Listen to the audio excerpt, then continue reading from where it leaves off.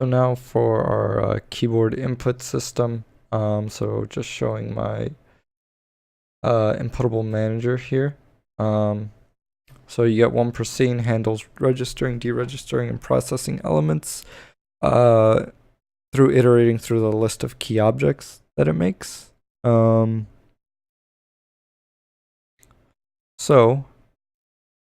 could see here we have the register for registering inputables, deregister. And then we have our list of key objects that we can have.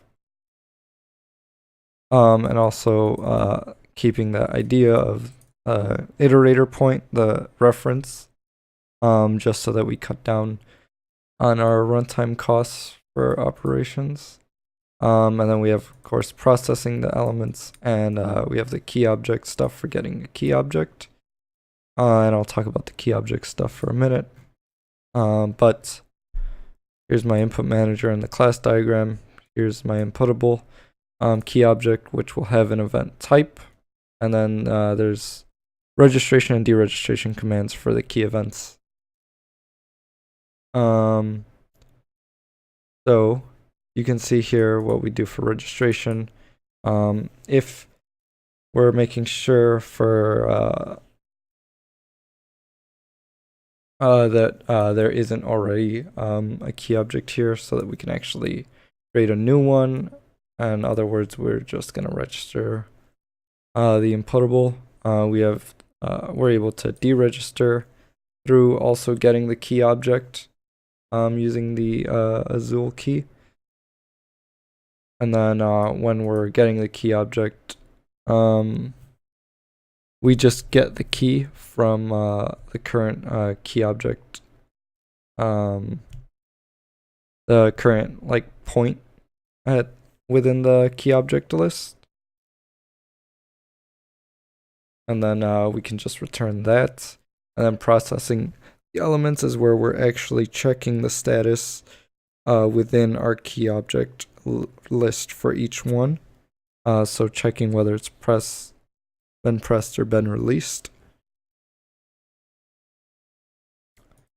Our inputables have the commands, of course, attached to them. They have their submit that are public for registration, deregistration. They have on key press for the specific keys that can be overloaded and should be overloaded by the user. And that's how in my demo, that's how I set up the shooting. So it's only on spacebar press. And there's also on release that you can use. I believe I set up shooting also and just had it set to the Q release. And then, of course, the associated commands. So I'll show the commands really quick. This is my event registration command, and it has its execute. Deregistration has its execute.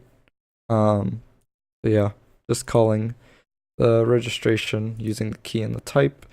And here we have the key objects, which are created for our key object list that we want for the inputable manager to actually go through.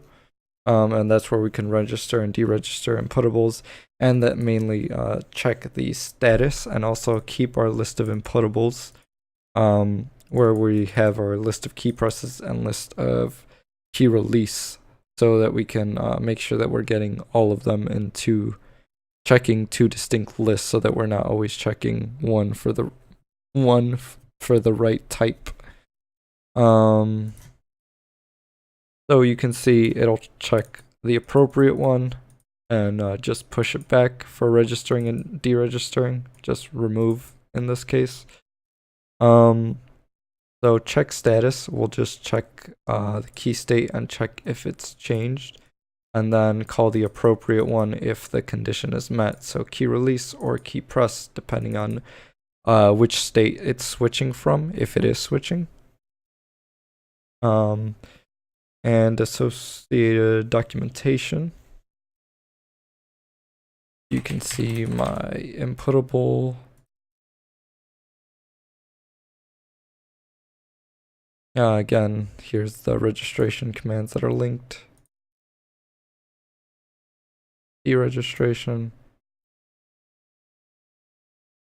The object is probably in here somewhere. Maybe not.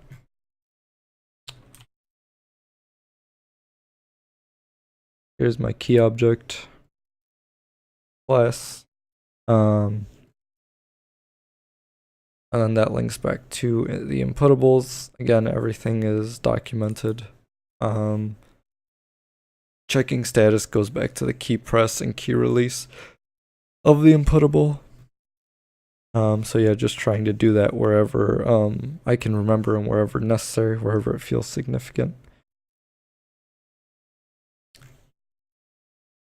And I think that's pretty much, oh, I guess the input manager. I think I showed inputable, but not the inputable manager. But that's also got its documentation. So it has a key object list, has all of its functions labeled, and of course wherever we can and wherever it's significant, linking back to the other places within the system for functions that call other functions. But that's pretty much it.